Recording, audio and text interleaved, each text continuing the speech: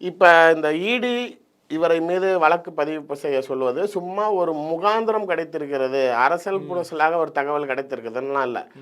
அவங்க எந்த அளவுக்கு உள்ளே போகிறாங்க அப்படின்னா, நீங்கள் வந்து கால் ஃபார் பண்ண முதல்ல இருந்து 888 கோடிக்கு வருவோம்.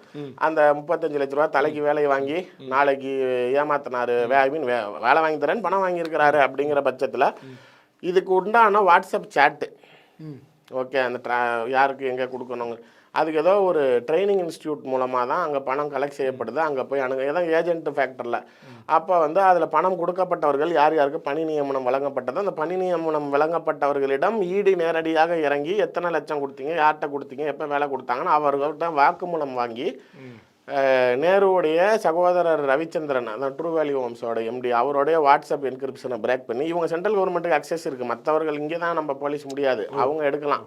அதுதான் அந்த டிக்டாக் பேன் செய்யப்பட்டது. ஏன்னா நீ எனக்கு அக்சஸ் கொடுத்தா நீ என் நாட்டில் இல்லைன்னா வெளில போயிட்டான்.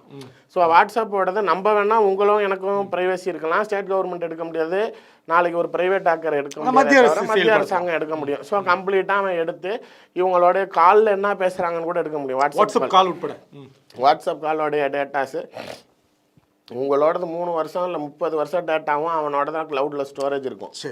லைவ் கால் பேசினா கூட அந்த டவர் சிக்னலில் அது ஸ்டோரேஜ் ஆஃப் பீரியட் 30 days தான். அதுக்குள்ளார எடுக்க முடியலன்னா நான் உங்களது அழிஞ்சு போயிடும். ஆனால் வாட்ஸ்அப்போடது நீங்கள் இந்த 2021 இவர் யார்கிட்ட எத்தனாம் தேதி பேசினார்னு கேட்டால் வந்துடும்.